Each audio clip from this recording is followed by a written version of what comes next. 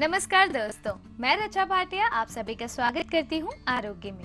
दोस्तों, कुत्ते का काटना जितना ज्यादा पीड़ादायक अनुभव हो सकता है, उतना ही प्रचंड रूप से ये मानसिक और शारीरिक आघात भी पहुंचा सकता है। दरअसल कुत्तों के शरीर में वायरस प्रवेश करने के बाद इनकी लार में भी ये वायरस आ जाता है। ऐसे में कुत्तों द्वारा काटे जाने पर वह व्यक्ति रेबीज नामक संक्रमण से ग्रसित हो जाता है। अगर आंकड़ों पर नजर डाली जाए तो हमारे देश में 60 से 90% रेबीज के दंश का कारण कुत्ते ही होते हैं और कुत्तों के काटने का शिकार अधिकतर बच्चे बनते हैं। आइए इस बारे में और अधिक जानकारी लेते हैं अपने वैद्य दीपक कुमार जी से। वैद्य जी, आपका बहुत बहुत स्वागत है हमारे इस कार्यक्रम आरोग्य में। वैद्य जी, आज हम कुत्ते के काटने पर बात कर रहे हैं, तो सबसे पहले मैं आपसे ये जानना चाहूंगी कि कुत्ते के काट जाने से क्या क्या परेशानियां हो सकती हैं। सबसे पहले तो हम लोग इस बात से परेशान रहते हैं कि आगे भविष्य में ये बीमारी ना उभरे। कुत्ते के काटने से सबसे पहले पागलपन का एक कारण बनता है और कोई भी समाज में ये नहीं चाहेगा कि उसके परिवार से या आने वाली पीढ़ी से कोई गलत रूप धारण हो। पागलपन में आदमी को ये ध्यान नहीं रहता कि उसने क्या कर रहा है, क्या करना है, सोचने समझने की क्षमता बहुत कम हो जाती है, जिससे उस परिवार की सामाजिक प्रतिष्ठा भी थोड़ी खराब होती है।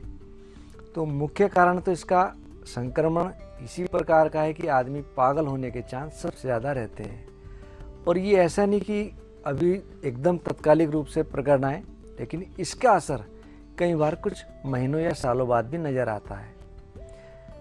और आदमी ठीक है, लेकिन मानसिक रूप से इस बात से परेशान रहता है कि कहीं ये दिक्कत कब उभर जाए, क्यों उभर जाए, किसको उभर जाए, नहीं कह सकते।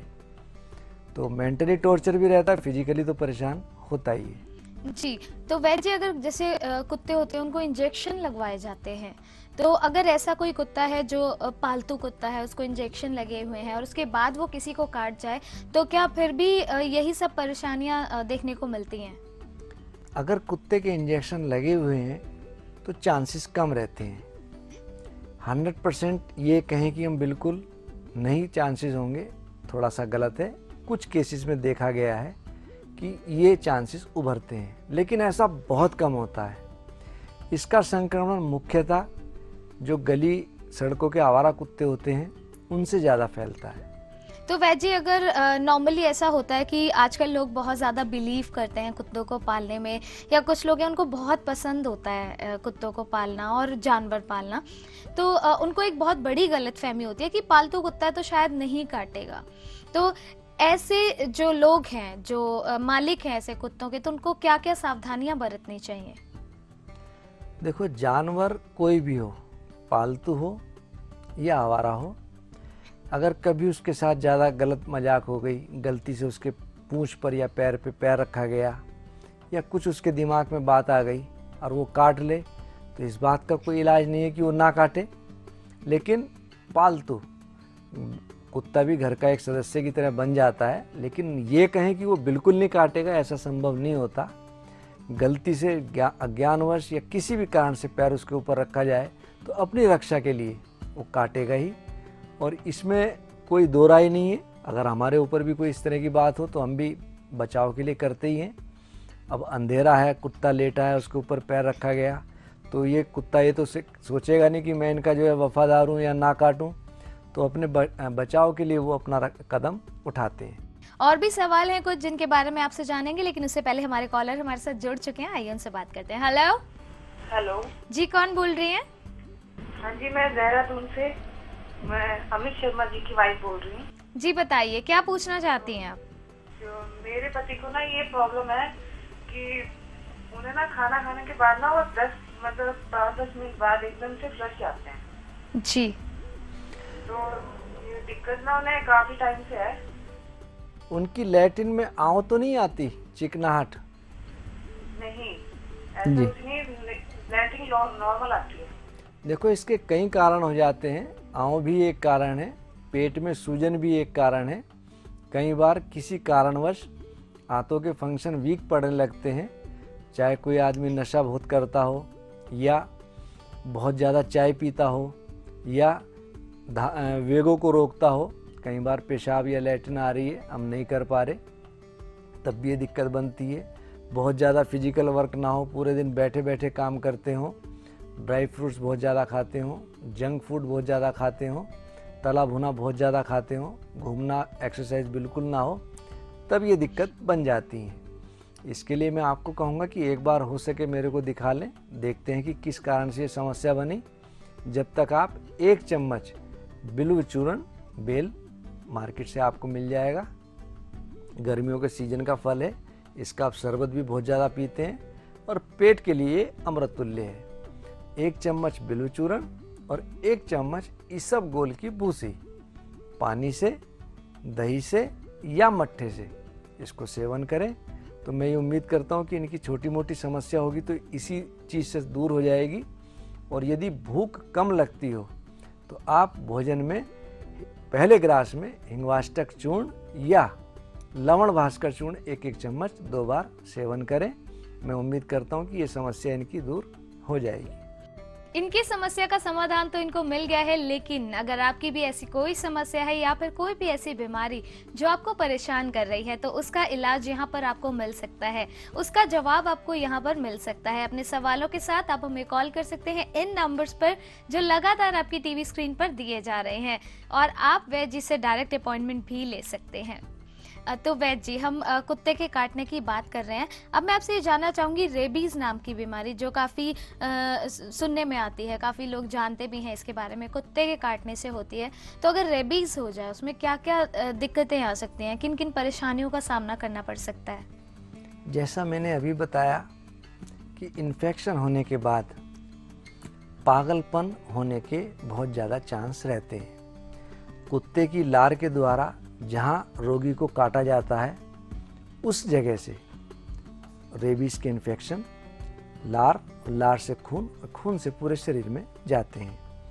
तो आने वाले समय में वह रोगी कुत्ते की तरह हरकत करने लगे या पागलपन का दौरा पड़ने लगे, पागल बन जाए, तो इस चीज़ की संभावना बहुत ज़्यादा रहती है। अच्छा, अगर जैसे किसी को कुत्ता काट जाए तो एकदम से उसे क्या करना चाहिए ताकि वो उस इन्फेक्शन को आगे बढ़ने से रोक सकें? कुत्ते के काटने के बाद सबसे पहले उस जगह को बहुत टाइट बंद कर देना चाहिए, बांध लगा देना चाहिए, किसी रबड़ से या कपड़े से बहुत टाइट बांध देना चाहिए। उसके बाद दबा करके दूषित रक्त को निकालना चाहिए। इसके पश्चात इसको पानी द्वारा, जल द्वारा, गुनगुने जल द्वारा धार मार करके साफ करना चाहिए। तत्पश्चात इसके बाद कई प्रयोग करते हैं लोग बाग और बहुत अच्छे हैं। सबसे पहले यदि हम साबुन वाले घोल से उसको साफ़ करें, झागदार साबुन हो तो बहुत अच्छा रहेगा। साफ़ करने के बाद थुअर का दूध उसके ऊपर डालकर सिरस की लकड़ी जलाकर, जलती लकड़ी से हम दग्ध करें तो बहुत अच्छा रहेगा। या सिरस की लकड़ी ना हो आपके पास, थुअर का दूध ना हो, तो आप लाल मिर्ची से भी उसको लेपन कर सकते हैं। बहुत ज़्यादा चीस लगेगी लेकिन धीरे धीरे वो चीस दूर होगी, पीप पड़ने की संभावना बहुत कम रहेगी। इस छोटे से प्रयोग से आप ये देखेंगे कि बहुत लाभ मिलता है। और आप इसमें पुनर्नवा, आपने देखा होगा कि जहाँ कहीं भी नमी रहती है पुनर्नवा आराम से अपने आप उग जाती है। हल्की गुलाबी लाल सी रंग की इसकी डंडियाँ सी होती हैं, पतली पतली बेल सी फैलती है, नीले पत्ते होते हैं। और उसका अगर सूखा हुआ है तो बहुत ज़्यादा उसका चूर्ण उस पर मल दें या उसको 1-1 चम्मच खिलाएं तो लाभ मिलेगा। शुक्रिया वैद्य जी। इससे पहले कि हम और जानकारी लें, हमारे एक और कॉलर हमारे साथ जुड़ चुके हैं, आइए उनसे बात करते हैं। हेलो हेलो, हाँ जी, कौन बोल रहे हैं?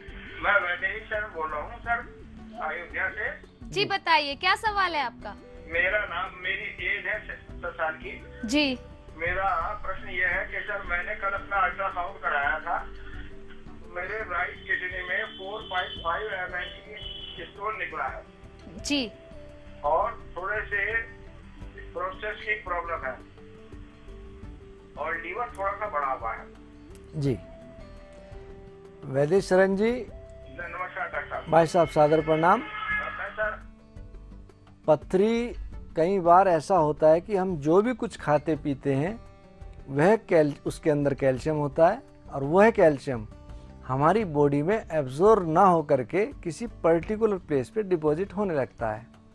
इसके लिए सबसे अच्छा होगा आप भारी पानी, कुछ जगह ऐसी हैं जहाँ पर पानी के अंदर चूने की मात्रा या कैल्शियम, मैग्नीशियम, ऑक्सलेट्स बहुत ज़्यादा हैं, तो इसके लिए बहुत अच्छा होगा कि आप फिल्टर पानी पिएं। कम से कम 4 से 5 लीटर पानी नित्य प्रति पिएं। आपने देखा होगा कि बहते हुए पानी में काई नहीं जमती, रुके हुए पानी में काई जल्दी जमती है। इसका मतलब जितना ज़्यादा पानी आप पिएंगे फ्लशिंग उतनी ज़्यादा होगी और पथरी के ऊपर डिपॉजिट उतना ही कम होगा। आप इसके लिए पथरी नाशक वटी हमारे यहाँ की फार्मेसी की बनी हुई है और आज तक निष्फल नहीं हुई। अभी मैंने पीछे बताया भी था, पुणे से एक गुप्ता परिवार हैं, उनको 18 mm की पथरी थी और वो 11 mm की रह गई। पथरी नाशक वटी 2-2 गोली दिन में 3 बार आप पानी के साथ लें। अगर आपके यहाँ कुलथ की दाल, एक पहाड़ी दाल होती है कुलथ, इसको गैत भी कहते हैं, आप इसका सेवन करें, आपको बहुत लाभ मिलेगा। और आपका लीवर बढ़ रहा है उसके लिए आप पुनर्नवा मंडूर या पंचामृत लोह मंडूर, इसकी 2-2 गोली साथ में सेवन करें। आपने बताया कि आपके प्रोस्टेट ग्लैंड्स भी बढ़ रहे हैं, तो साथ में दिन में 2 बार आगे पीछे वृद्धिवादी का वटी और शिलाजीत वटी इसका सेवन करते रहें। पथरी होने के कारण आपको जो कैल्शियम वाली चीज़ें उनको थोड़ा अवॉइड करें। दूध है, कोलाज हैं, कोका कोला या जितनी भी कोलाज हैं इनको थोड़ा कम लें। और कुछ चीज़ें ऐसी हैं जो गलती नहीं, आपने देखा होगा जैसे टमाटर है, इसके अंदर ऑक्सलेट्स भी बहुत ज़्यादा है, इसका छिलका और इसका बीज कितना ही उबाल लो गलते नहीं। यही हाल पालक का है, पालक कितना ही उबाल लो इसका पत्ता नहीं गलता। बैंगन, इसको कितना ही भून लो या पका लो, इसका बीज और छिलका नहीं गलता। इन चीज़ों को थोड़ा आप कम से कम लें। और इसकी मैं एक बार फिर कहूँगा, सबसे अच्छी दवाई पानी है। पानी आप रोज़ नित्य प्रति फिल्टर कम से कम 4 से 5 लीटर जरूर सेवन करें। इस छोटे से प्रयोग से मैं उम्मीद करता हूँ आपकी ये समस्या दूर हो जाएगी। शुक्रिया वैद्य जी। तो दर्शकों, अगर आप भी अपनी समस्या का समाधान चाहते हैं या फिर किसी भी सवाल का जवाब चाहते हैं तो आप इन नंबर्स पर कॉल कर सकते हैं जो लगातार हमारी टीवी स्क्रीन पर दिए जा रहे हैं। और इसी के साथ अगर आप वैद्य जी से पर्सनली मिलना चाहते हैं तो वैद्य जी का पता है